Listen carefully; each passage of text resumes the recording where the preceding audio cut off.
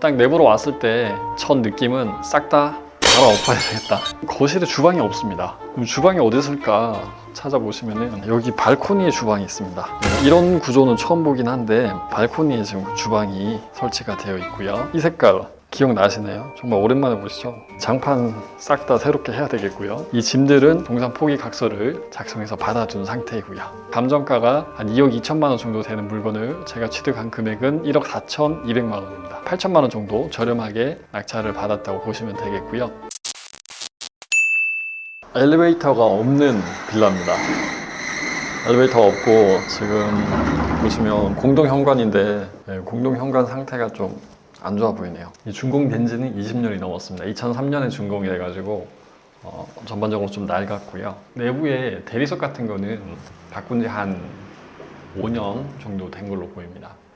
이 물건을 보시면 준공된 지가 20년이 넘기는 했는데 10세대의 세대원분들께서 다 자금을 모으셔가지고 공용 부분에 대해서는 관리를 하고 계신 것 같거든요. 여기 지금 옥상인데 옥상도 바닥을 칠을 한번 하셨습니다. 그래서 방수가 될 수 있도록 칠을 해두셨고요. 벨 같은 것들도 함께 교체를 또 해두신 것 같더라고요. 그래서 공용 부분에 대해서는 관리가 되고 있는 걸로 보입니다. 조금 아쉬운 것은 이 물건이 이 향을 보시면 손을 가리키고 있는 쪽이 남쪽인데 발코니는 여기 북쪽으로 되어 있습니다. 그래서 북향이다 보니까 햇빛은 받지는 못하고요. 그래도 앞쪽에 남쪽에도 가리는 부분은 없다 보니까 남쪽으로 향해 있는 방에는 빛은 잘 들어오겠습니다. 네, 아파트 같은 경우에는 관리사무소에서 연락처를 파악하시는 게 보통이십니다. 그런데 이 빌라 같은 경우에는 관리사무소도 없기 때문에 정말 연락처 파악하시기가 만만하지가 않거든요. 그런데 빌라도 여러분들이 여러 세대가 같이 사는 공간이기 때문에 공용 부분이 있습니다. 그러면 그 공용 부분은 관리를 해야 되기 때문에 그 세대의 대표자분께서 반장님으로 반장을 맡으셔가지고 관리를 하게 됩니다. 그러면은 그 반장님이신 세대를 파악하셔서 점유자분의 연락처를 확인하시고 이제 점유자분한테 이렇게 명도 협상을 하시면 되겠습니다. 비밀번호를 받아서 개문을 했습니다. 그래서 지금 당장 비밀번호를 바꾸겠습니다. 물건 내부로 들어왔고 인도를 받았습니다. 딱 내부로 왔을 때 첫 느낌은 싹 다 갈아엎어야 되겠다. 전체 수리를 다 해야 되겠고요. 여기가 거실인데 거실이 되게 길쭉하게 뻗어 있습니다. 여기가 마루긴 한데 상당히 좀 오래되었기 때문에 장판으로 교체를 해야 되겠습니다. 도배도 싹 다 해야 되겠고요. 그리고 몰딩도 체리색이 아니긴 한데 체리색에 버금가는 체리 친구 같은 색깔인데 이 몰딩도 전체 다 교체를 좀 해야 되겠고요. 그리고 등은 또 LED 등이네요. 그리고 지금 거실에 주방이 없습니다. 그럼 주방이 어디 있을까 찾아보시면은 여기 발코니에 주방이 있습니다.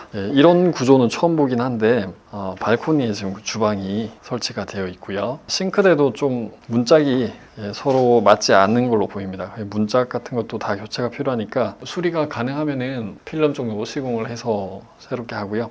그게 아니라고 하면은 상태를 좀 더 보고 수리를 해야 될 것 같으면 교체를 또 해야 되겠습니다. 여기 보시면 타일도 좀 깨져 있네요. 타일을 한번 교체는 하신 것 같은데 일부 타일이 좀 깨져 있습니다. 그리고 여기 보시면은 여기가 타일입니다. 발코니 쪽 타일인데 타일이 좀 오래된 느낌이다 보니까 이 타일들도 좀 다 교체를 해야 되겠습니다. 여기 발코니 쪽은 좀 상당히 추운 편이네요.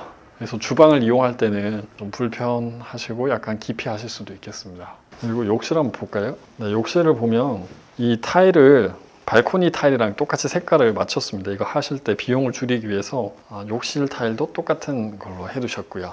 그나마 변기는 좀 깔끔해 보이긴 한데 위에 뚜껑이 없네요. 뚜껑을 가져가셨나 봐요. 이 변기 뚜껑도 새롭게 사야 되겠고요. 그나마 세면대랑 변기는 좀 양호해 보입니다. 최근에 교체하신 것 같아요. 밑에 타일 정도랑 조명 정도만 바꾸면 괜찮을 것 같습니다. 이 방을 보시면 이 방의 장판 이 색깔 기억나시나요? 정말 오랜만에 보시죠? 이 노란색 장판인데 이 장판 싹 다 새롭게 해야 되겠고요. 그다음 도배 새롭게 해야 되고 셰시는 필름 시공 정도로 해서 색깔을 좀 세련된 느낌으로 교체를 해야 될 것 같습니다. 그리고 여기 안에 지금 내부를 보시면 짐이 아직 남아있네요. 짐이 남아있는데 명도를 할 때 내부에 짐이 있다는 걸 말씀을 해주셨습니다. 그래서 이 짐들은 저희가 인테리어 할 때 다 처분을 해도 된다는 것을 동의를 얻어서 처분을 하기로 했습니다. 동산 포기 각서를 작성해서 받아둔 상태이고요. 여기가 구조가 방 2개의 욕실 하나입니다. 여기가 이제 작은 방이고요.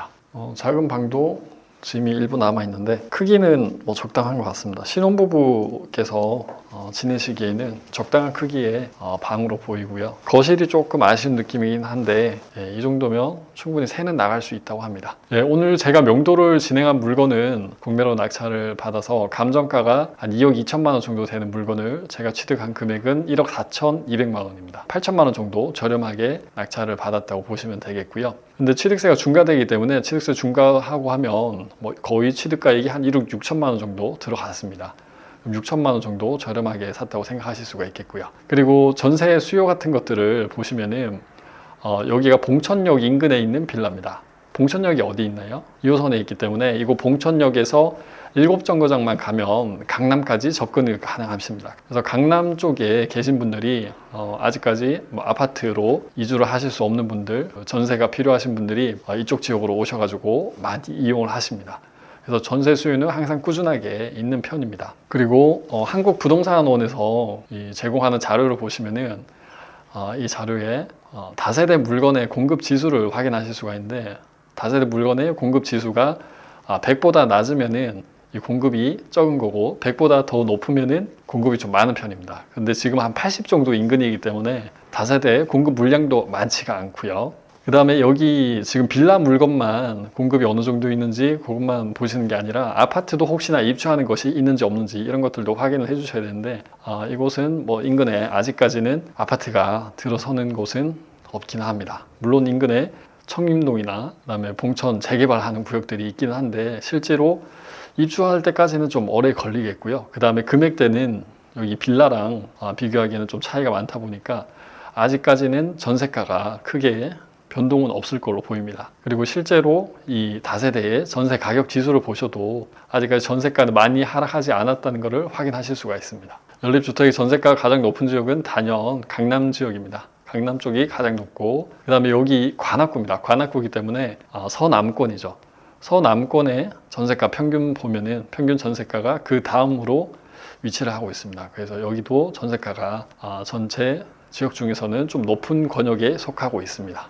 전세를 어느 정도에 받을 수 있을까 이거를 조사를 하시고 입찰을 하셔야 되잖아요. 가장 많이 이용하시는 게 네이버죠. 네이버 사이트를 통해서 전세가 어느 정도 되는지 확인을 해보시면은 20년 정도 되고 방 2개 욕실 하나고 조형 면적이 13평 정도 되는 물건들을 보시면 한 2억에서 2억 5천 사이에 거래가 되고 있다고 합니다. 그리고 조금 높은 거는 뭐 3억 가까이에 거래가 되는 것도 있고요. 근데 내부는 수리가 좀 잘 되어 있어야 되겠죠. 그래서 저도 한 1,000만 원 내외를 들여서 수리를 할 예정이고요.